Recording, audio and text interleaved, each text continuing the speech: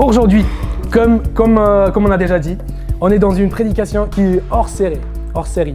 Donc on vient de finir toute une série sur notre vision, qui nous sommes, ce qu'on veut être en tant que groupe. Et là, j'ai pu librement choisir le thème. Et effectivement, j'avais tellement du mal à choisir un thème, vu que c'est juste aujourd'hui, et enfin, c'est difficile de choisir. Et ce que j'ai choisi de dire était justement ça. L'objectif de cette prédication est ça. C'est de nous émerveiller à nouveau de notre statut en Christ et de notre place dans l'histoire du salut de notre Dieu. Et c'est très très simple. Je vais rien dire de nouveau aujourd'hui. Vous n'allez pas trouver ce remarquable. En fait, c'est des bases qu'on connaît. Et effectivement, c'est bien on s'est rappelé des pierres qu'on a mis dans le désert, parce que c'était un moment où on s'est dit, voilà ce que Dieu a fait pour nous. Et effectivement, c'est ça que je veux faire aujourd'hui. C'est de nous remontrer ce que Dieu a fait pour nous et de nous aider à revenir à cela en disant, qu'est-ce que c'est incroyable. Et qu'est-ce que c'est incroyable que nous vivons à ce moment dans l'histoire du salut aussi, qui date depuis des années. Alors, pour ce faire, on va parler de ça. Et évidemment, je ne vais pas traiter exhaustivement ce thème, c'est trop énorme pour faire dans une seule prédication. Mais je me suis dit, vu qu'on vient de ces prédications qui parlaient de notre vision et de notre vouloir en tant que groupe, je me suis dit, enfin, ça peut être des fois un peu écrasant. On se dit, waouh, on veut vivre ces choses qui sont belles et on voit que ça pourrait toucher toute une nation, mais ça prend de l'énergie, c'est pas facile. Je me lève chaque jour et je me suis dit, je suis vraiment pas à la hauteur de ce qu'on vient de dire. Alors, qu'est-ce qui nous motive pour continuer, pour vivre cette vie qui est belle, qui est merveilleuse, mais qui est difficile, qui prend de l'énergie, qui est fatigant à la fin? Et effectivement, c'est ça. On voit dans les psaumes, des fois, le psalmiste, il est déprimé et il crie à Dieu, « Où es-tu ? Je ne sens pas ta présence. » Et puis à la fin, il est réjouissant, il crie à tue-tête que Dieu est le Dieu merveilleux. Et on se demande qu'est-ce qui s'est passé entre-temps, qu'il a changé complètement d'avis. Et effectivement, tout au long des psaumes qui sont ça, il se rappelle qui est Dieu et ce qu'il a fait pour lui. Et effectivement, c'est ça qu'on va faire aujourd'hui. Et on va utiliser un passage qui est très très connu. Et les jeunes, on a discuté de ce passage il n'y a pas longtemps. Alors, ça se trouve en Jean chapitre 3, versets 1 et 13. Et c'est le récit de Nicodème qui vient voir Jésus. Donc, je vais lire cela et puis on va prier ensemble. Je vais vérifier que je n'ai pas mis ça sur le slide. Non, ça va. Ok, donc lisons ensemble Jean chapitre 3, versets 1 à 13. Ça dit, « Or, il y avait parmi les pharisiens un homme de nom de Nicodème, un chef des Juifs. Il vint de nuit trouver Jésus et lui dit, « Maître, nous savons que tu es un enseignant envoyé par Dieu, car personne ne peut faire ces signes miraculeux que tu fais si Dieu n'est pas avec lui. » Jésus lui répondit, « En vérité, je te le dis, à moins de naître de nouveau, personne ne peut voir le royaume de Dieu. » Nicodème lui dit, « Comment un homme peut-il naître quand il est vieux? Peut-il une seconde fois entrer dans le ventre de sa mère et naître? » Jésus répondit, en vérité, je te le dis, à moins de naître d'eau et d'esprit, on ne peut pas entrer dans le royaume de Dieu. Ce qui est né des parents humains est humain, et ce qui est né de l'esprit est esprit. Ne t'étonne pas que je t'ai dit, il faut que vous naissiez de nouveau. Le vent souffle où il veut, et tu entends le bruit, mais tu ne sais pas d'où il vient, ni où il va. C'est aussi le cas de toute personne qui est née de l'esprit.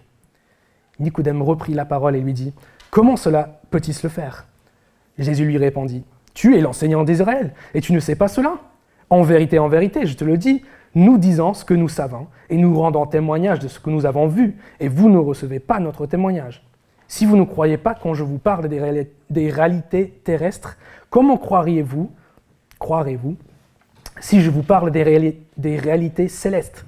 Personne n'est monté au ciel, sinon celui qui est descendu du ciel, le Fils de l'homme qui est dans le ciel. » Alors, je vais prier juste que Dieu nous éclaire aujourd'hui.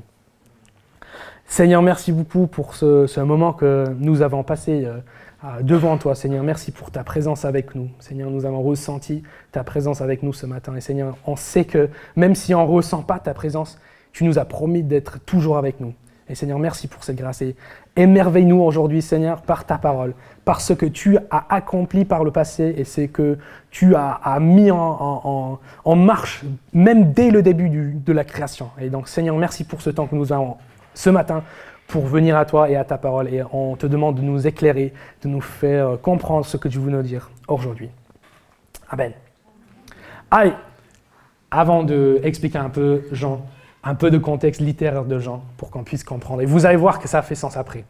Au début, il commence avec il dit la parole. Il met Jésus en lien avec cette idée de la parole qui est descendue du ciel. Et puis, à la fin de ce chapitre, il dit effectivement que cette parole est la lumière du monde. Et il utilise ce thème de lumière tout au long de son évangile.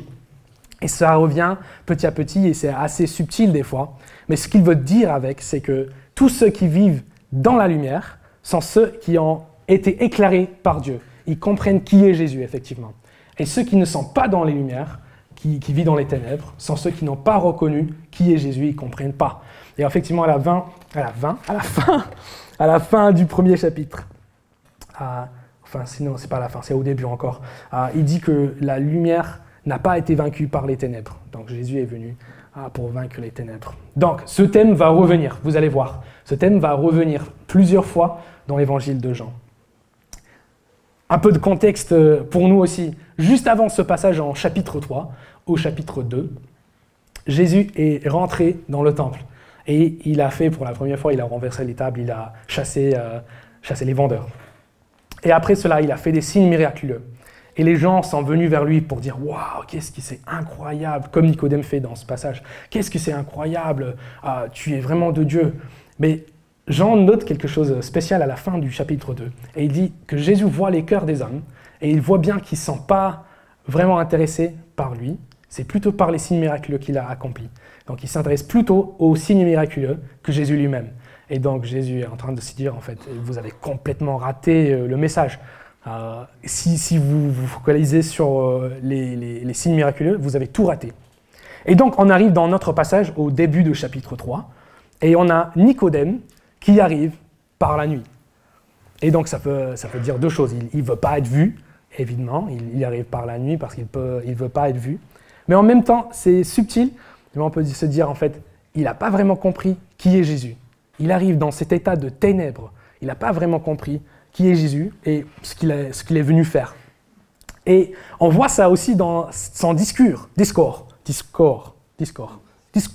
Ah là, le français c'est dur. Hein. Et il y a trop de voyelles qui vont ensemble. Discours, il faut vers le bas. Allez, et dans son discours, il parle immédiatement des signes miraculeux. Il dit Jésus, waouh, qu'est-ce que c'est incroyable ce que tu fais. On sait exactement que tu viens de Dieu. Mais Jésus ne répond pas à cette question parce qu'il voit son cœur. Tu sais, Jean vient de nous dire en fait que Jésus voit les cœurs des hommes et il voit qu'ils sont ils se fixent trop sur les signes miraculeux. Et donc il va complètement dans une autre direction. Et il lui dit quelque chose tellement bizarre que Nicodème ne comprend pas du tout. Il lui dit, il faut être né de nouveau. Et il faut être né d'eau et d'esprit. Voilà le titre. Il faut être né d'eau et d'esprit. Et même pour nous, on se dit, mais qu'est-ce qu'il veut dire par ça? Et même en se questionnant un peu plus, on peut se dire peut-être il parle du baptême, peut-être il parle de l'envoi de l'esprit, mais effectivement, si on va jusqu'au bout de cet raisonnement, on voit que ce n'est pas vraiment le baptême dont il parle, parce qu'on n'est pas sauvé par le baptême, donc ce n'est pas par le baptême qu'on rentre dans les cieux. Donc, qu'est-ce qu'il est en train de dire? Et Nicodème n'a aucune idée non plus. Et Jésus lui dit, mais c'est toi le mec qui est censé enseigner le peuple et tu comprends pas ça. Et en plus, c'est pas quelque chose de nouveau, c'est quelque chose qui a été annoncé presque dès les débuts. On l'a dit plusieurs fois, même les prophètes parlent uniquement de ça presque. Et effectivement, pour comprendre cette citation de Jésus, parce que c'est bien une citation, quand il dit « il faut être né d'eau et d'esprit », c'est une citation d'une prophétie qui a été faite à Ézéchiel Enfin, j'ai oublié de vous montrer cela, c'est pas grave. Beaucoup on avance. Enfin, c'est très rude, cela. Mais vous voyez, Ézéchiel est là. Oh, c'est décalé. Mais Ézéchiel est là. Il a vécu 600 ans avant la naissance de Jésus. Donc, cette parole est venue à Ézéchiel 600 ans avant que Jésus ait même né. Et donc, pour comprendre cela, il faut comprendre qui est Ézéchiel et ce qu'il est venu faire.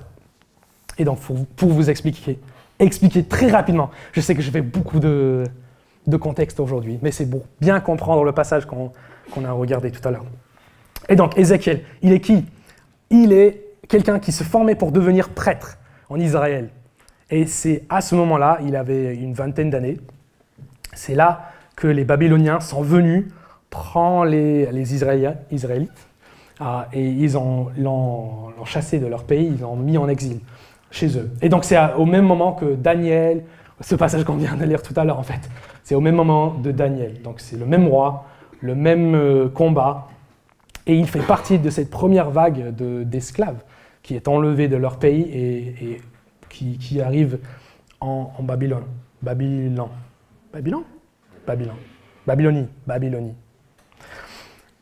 Et normalement, pour devenir prêtre, tu deviens prêtre, tu commences ton rôle à 30 ans. Et donc, il avait une vingtaine d'années, donc il est super déprimé parce qu'il vient de se rendre compte qu'il ne sera jamais prêtre.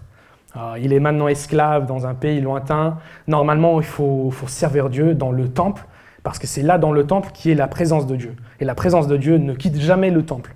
Et donc, si tu veux servir Dieu, il faut servir dans le temple à Jérusalem. Et il n'est plus à Jérusalem. Il ne sera jamais plus à Jérusalem. Donc, il est super déprimé. Et c'est là qu'il commence son récit. Au début d'Ézéchiel, il pleure à côté d'une rivière parce qu'il ne sera jamais prêtre. Et effectivement, c'est l'année de ses 30 ans. Donc, normalement, ce serait l'année qu'il commence son rôle dans le temple. Et c'est à ce moment-là que Dieu vient le voir pour lui montrer sa gloire et lui parler de choses miraculeuses. Et effectivement, les enfants, voici l'image un peu plus compliquée. Si vous êtes courageux, voici, enfin, c'est un dessin animé. Il voit le trône de Dieu qui est sur des roues un peu bizarres avec des têtes très étranges. Et c'est un moment super spécial parce que Dieu lui montre qu'effectivement sa présence a quitté le temple et Ézéchiel peut quand même avoir une relation avec lui quand il est en dehors du temple. Et puis plus tard, il fait des prophéties sur les pays autour, sur leur fin, et puis il dit des choses sur l'Israël et pourquoi ils ont été exilés. Et puis à la fin, il revient à ce message du Messie. Voilà, on arrive à ce que je voulais dire. Il arrive à ce message du Messie. Et il dit, un jour, il y aura quelqu'un qui va venir et qui va diriger le peuple. Et lui, il va changer vos cœurs. Vos cœurs seraient renouvelés. Vous n'aurez plus, enfin c'est un passage qu'on connaît, vous n'aurez plus ces cœurs de pierre parce qu'il les transformera en cœurs de chair. Et vous allez comprendre qui je suis. Et on va voir ce qu'il dit. Au chapitre 36, voici ce que Jésus dit. Ézéchiel 36 et les versets 25 à 27. Voici ce que Dieu dit. Je l'avais même mis ici. Je vous aspergerai d'eau pure et vous serez purifiés. Je vous purifierai de toutes vos impuretés et de toutes vos idoles. Je vous donnerai un cœur nouveau et je mettrai en vous un esprit nouveau. Je retirerai de votre corps le cœur de pierre et je vous donnerai un cœur de chair. C'est mon esprit que je mettrai en vous. Ainsi, je vous ferai suivre mes prescriptions, garder et respecter mes règles. Donc vous voyez, il vient de dire d'eau et d'esprit. Alors, en citant ce passage, ce que Jésus est en train de dire à Nicodème, c'est « Vous ne voyez pas qui je suis ?» En fait, vous voyez que Ézéchiel, il parlait tout au long de ça, et puis à la fin, il parle de ce Messie, ce roi qui va venir régner éternellement, qui viendra transformer nos cœurs, qui nous aidera à rester en lien avec Dieu, toujours. Il dit « C'est moi, tu ne vois pas ça ? C'est assez clair, je suis venu pour faire cela. Et l'important n'est pas les miracles. Enfin, vous avez vu des miracles tout au long de votre histoire. Il y avait eu des gens, des trucs fous qui sont passés pour le peuple d'Israël. C'est pas étonnant. Mais ce qui est important n'est pas ça. C'est le message que je viens de vous annoncer. Le fait que c'est moi qui est venu. C'est à ce moment-là, vous vivez au moment de l'arrivée du Messie. Ça vous devait étonner. Ça devait être quelque chose d'émerveillant pour vous de voir que, en fait, c'est pour nous que ça arrive. Ça arrive pour nous. Enfin, c'est quelque chose qui a été annoncé. Je disais tout à l'heure, je voulais vous montrer notre statut en tant que peuple dans l'histoire du salut.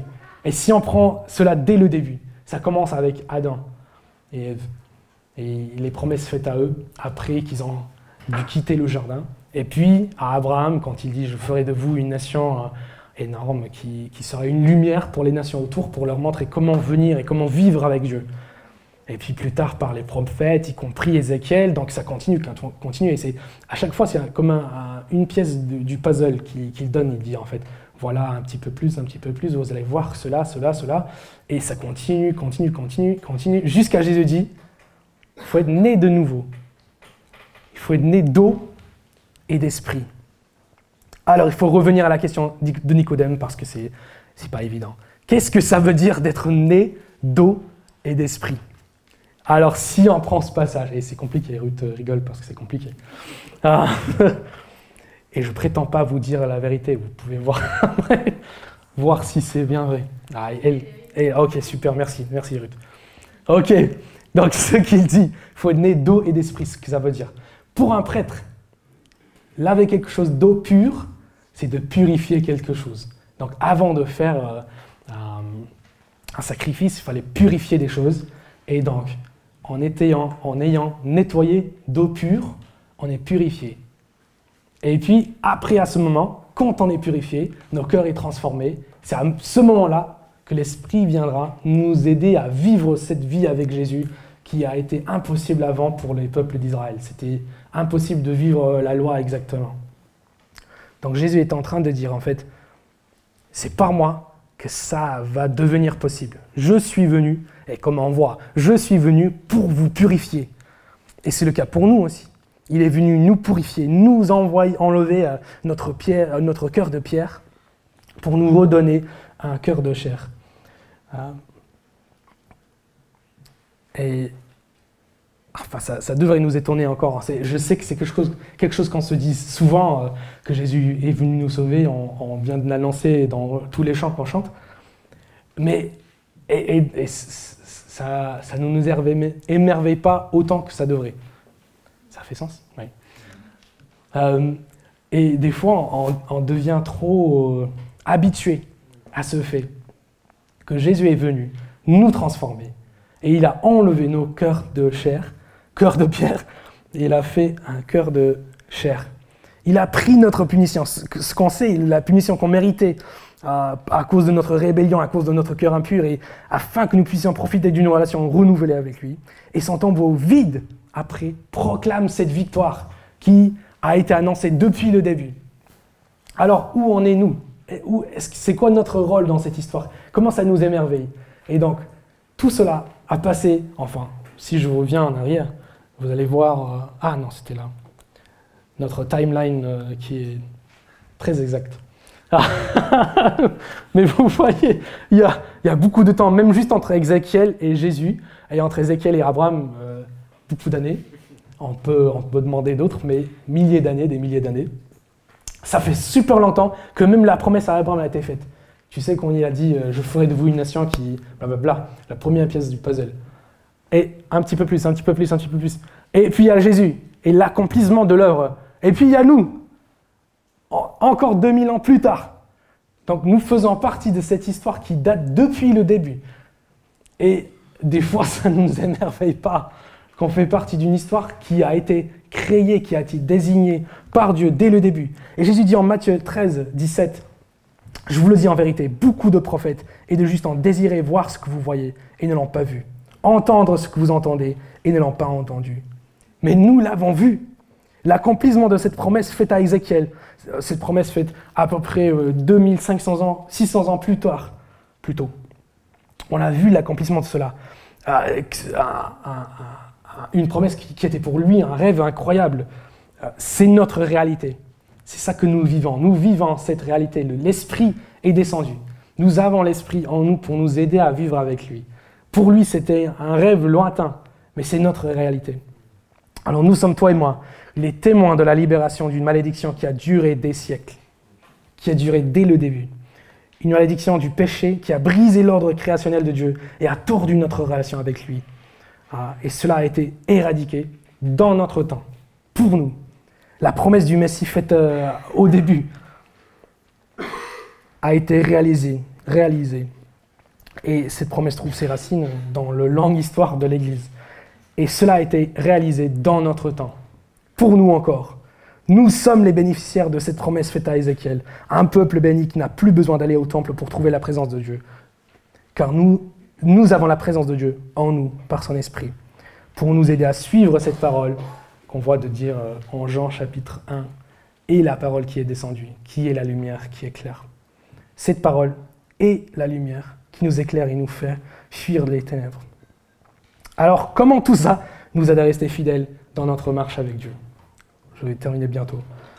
C'était rapide, je sais.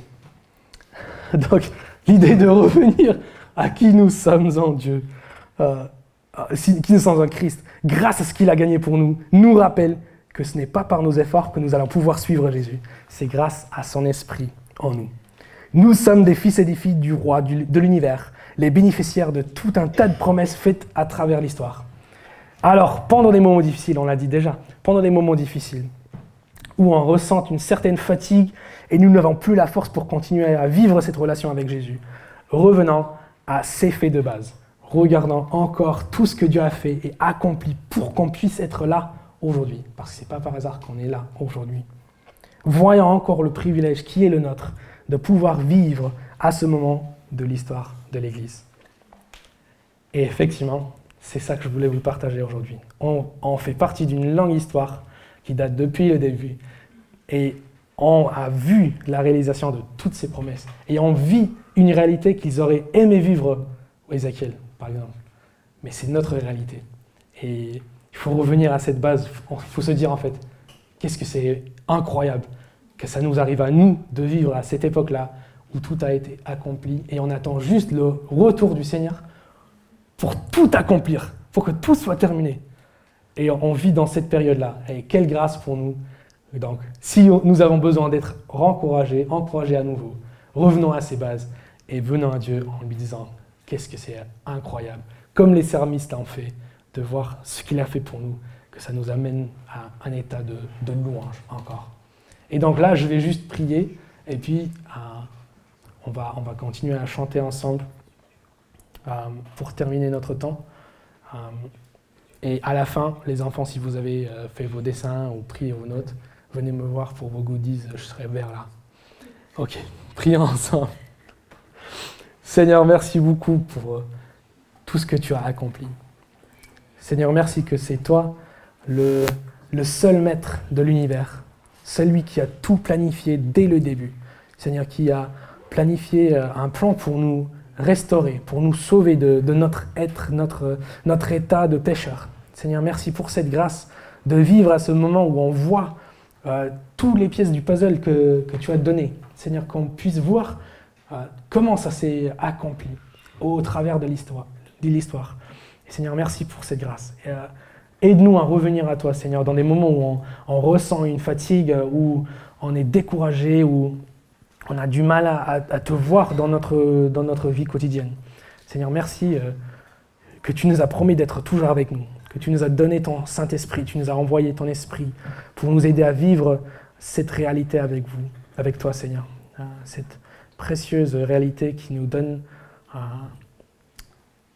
la possibilité de continuer, de voir qui tu es, ce que tu veux faire avec nous. Seigneur, ranime nos cœurs aujourd'hui, Seigneur. Aide-nous à chanter avec joie ce que tu as fait pour nous, Seigneur, de dire que c'est tellement incroyable que nous voulons le déclarer.